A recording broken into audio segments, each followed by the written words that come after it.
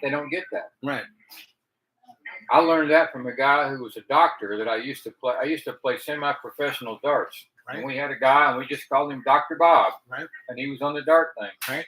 And so I was young then and very, very, very healthy. And I played darts with him for a couple of years. He'd show up for the dart competition, and then he'd go away.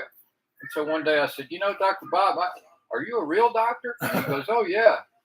I said, can I make an appointment with you? I have a medical problem. I forget what it was now.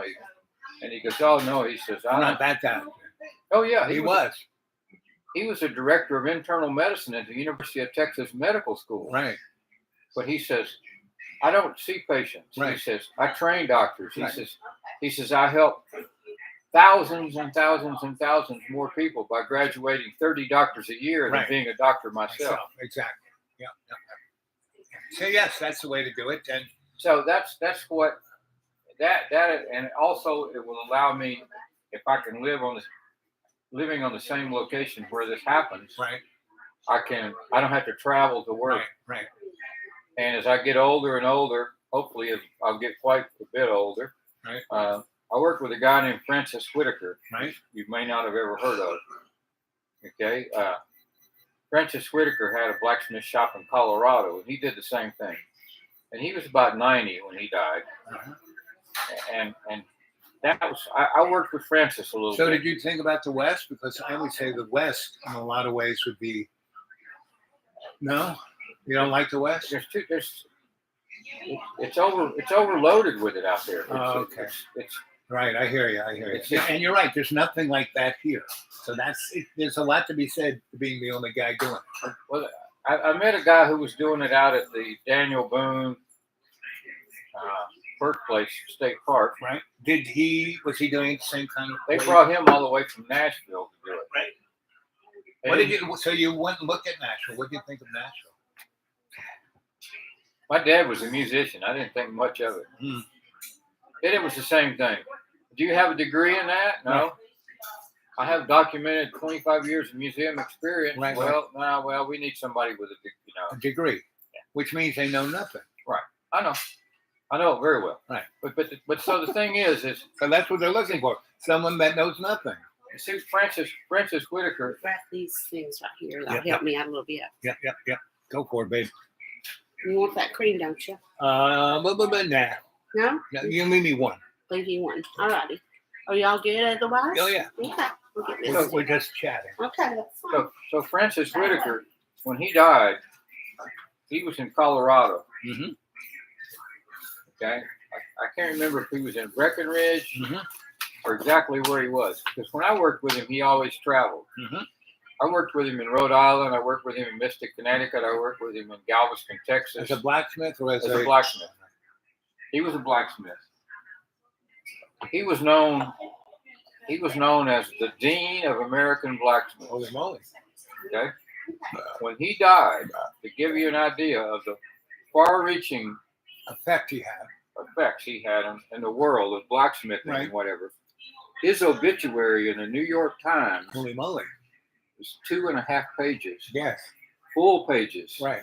He was the deal. Not a little thing this big continued over here. Right. Yeah. He was the real deal. So in the 1920s, right, when he went to Yellen Iron Works in Philadelphia, who was building the National Cathedral and all this other stuff, he went there to work as an apprentice. And the guys at Yellen Iron Works said he had so much natural talent, they took him away from there, and they sent him to Germany to apprentice for 2 years. To get it from the old school. From the Germans, and then they brought him back and they made him a supervisor, and he was 21 years old and he was supervising 300 men. Well, that's back in the day when quality meant something. When right now it's image but no substance. Right, but so I would like to be able to do that. I'd like to build furniture, for tiny houses. Right. So have you gone to Asheville, North Carolina? Oh my God, that place is just crazy money. Crazy money. But they have, I was there in '91 when no one was there. I was the dude of art there. right? And set a lot of the stuff that's going on there is because I helped set that shit up. They have a real culture of craft, and they have a real culture of ironwork, and there is that big fancy hotel there that has a whole section. I don't know if it still has it, but it had this whole section of that kind of crafts, and they had a foundry there. What's the name of that fancy hotel? But anyway, it still has that. Now I know it's changed tremendous since '91. It's like, Well, not the architecture hasn't changed. well, they totally. I mean, I went to visit a friend. I couldn't find it. They had stuck so many houses in these neighborhoods that were pretty wide open, and now there's. I mean, the houses had that much space between each other. And they're only $500,000 each. Yeah, right. And when I was there, you could buy a house for $8,000. Yeah. You could buy a really nice house over the Grove Park Inn. That's the name of the place, Grove Park Inn, hotel. And there was this whole neighborhood around it, which was where the rich people lived back in the 20s when it was the Paris of the South. And you could buy any one of those big houses for 30 grand. Now they're like $30 million. And the worst thing about Asheville is that Interstate 40 and 26 go right downtown. A million cars drive through that downtown and that whole city. And it's in a valley, and no breeze gets through it. So that has the worst air pollution went in there. America. I went there in the bread truck 3 years ago, Mhm. and I drove through there, and I wouldn't even get out of the truck. Serious. Right. There were so many people who rocked out of their heads on drugs and drunk, Right. literally crawling around the street on a Friday afternoon. Right. Yeah, I know. It's and I left in '96 because I saw it was heading that way, right? I wouldn't even get out of the truck. And because between '91 and '96, we had the best. There was no one there. It was just interesting people, and there was no authority whatsoever. There's less authority now. Yeah, but there was no money there, so that's a form of authority. So the real estate people are the authority of Asheville. Well, but what I'm saying is, Yes, they let anything go down. I don't know what the marijuana laws are there, but there were people advertising marijuana for sale in storefront windows. Yeah, and I think it's in North Carolina. It's relatively good to smoke marijuana and sell it. You can't sell pounds, but a few ounces here and there. No problem. I don't care to be. I don't care. I don't like that culture. No, it's a culture of self. I can't talk to those people. Well, you can. If you're drunk or stoned, you can't talk to anybody. I can't talk to those people. Right. They can't hold a conversation more than 10, 15 seconds. Right. Well, the other side of the coin is a good portion of the unstoned population can't hold a conversation more than 15 seconds. I can't put the blame of that on any of them. I just don't. I don't like being around drunk people, and I don't like being around stoned people. Yeah, me neither. And so, Asheville is. Okay, and I bet you the amazing culture of blacksmithing and traditional crafts probably isn't there anymore. I don't know. Don't know. Because I left in '96. I had a couple places there, so I still came back. But in '98 I didn't go back. I mean, I would go back in the early years when I was taking care of my parents, and I would go from Virginia down 81, down 26, down to 95 in Florida, and I would go visit friends for the night. I cruise in the afternoon, park on the front. They call that couch surfing. Right, and so I hang with. But that was as close as I got to be. I didn't get to be the dude. I had a number of restaurants and nightclubs and all kinds of stuff going on there, and art organizations, and we just, now it's the big fancy thing that's along the French Quarter, the art area. Well, there are all these amazing artists who are like Vietnam vets and such, and so we just made a town from garbage along the French, and it was beautiful. And then somebody said, "Oh, that's terrible. All these homeless people living there." But it was beautiful. It was there at home. Nobody, anyone. They were making art and selling it, to the art gallery guy, and Yeah. and it was a perfect thing. And they were ran off, and they were the most interesting, the most generous. You could go into their little hamlet. They'd feed you, and you'd sit down. And they play. Someone's always playing good music. It was like, Yeah, they people rally against that today. right, the real. They rally against the real. They want the faux, the artificial. And they're getting it. Again, in big time. Getting big time. Where I live now in South Georgia, Right. I live at a boatyard. So why don't you stay there? Sounds like a good place. Can't do it. No more. Oh, they're like running you out. Is that what they're doing? They're trying to run everybody out. Don't they realize that's like killing the goose that lays the golden egg? They want the boatyard, but they don't want anybody staying there. How many other people stay there? Would you say?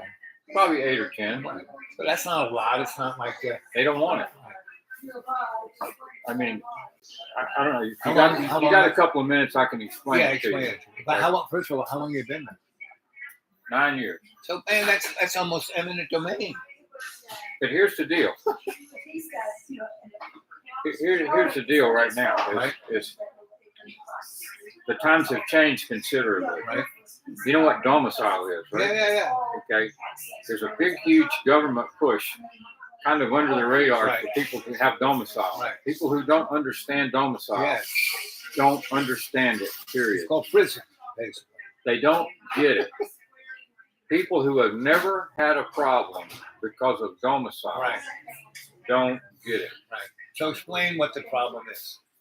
Okay. My biggest problem is I told you I had houses and properties. Right. Okay, and everything was going great. I was making over $100,000 a year Right.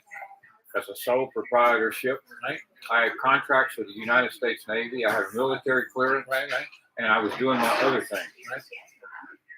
Okay. My mail would come to the boatyard. I lived in a boatyard in Connecticut. My mail would come to the boatyard, and the mailman would go like, "Oh, that's Ron." I knew him when he was in high school. Right.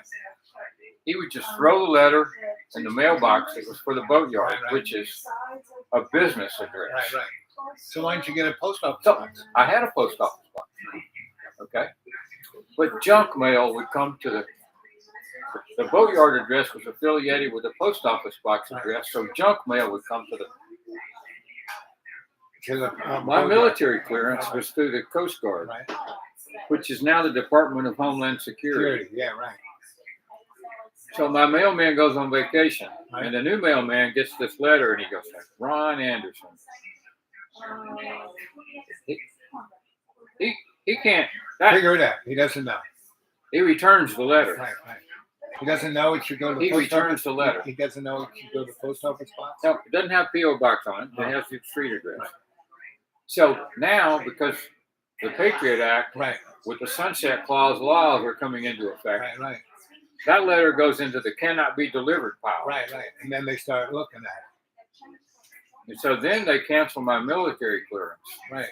that I had since 1974. Right.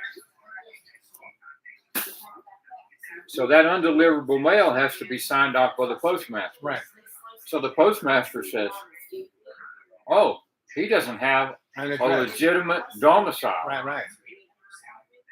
With the Patriot Act, without a legitimate domicile, Yeah. you can't rent a post office box. Right. So I had that post office box for 28 years. And it didn't the matter. same one, Right. P.O. Box 251, Mystic, Connecticut, I had a PO box. 36055. Yeah, I had a post office. Okay, get this. I can't rent that post office box anymore because I got a letter returned from the address I was using for domicile. Yeah. Well, that's That started the downfall of my income. I lost my military clearance, lost about $30,000 a year, and then the state of Connecticut came down and says, "We have information from the post office and the federal government that says you have people living here, and it's against the law to live on your boat in the state of Connecticut." Fast forward 11 years. Right. Same thing is going on in Georgia. Of course. It's going You on. got, we've had the FBI out there. We've had the Postal Inspector's Office out there. Yeah, We've yeah. got the DNR out there. The city came down and nailed the bathroom doors shut. Or I can't get the mail. I can't do my laundry. Yeah. I can't use the community kitchen to wash my dishes. Right. The city nailed all the doors shut on it. And I can almost guarantee you almost, that the next time I go to renew the registration on that Wonder Bread truck, they're going to refuse that because I don't have time. So why don't you? I mean, I understand exactly what you're saying.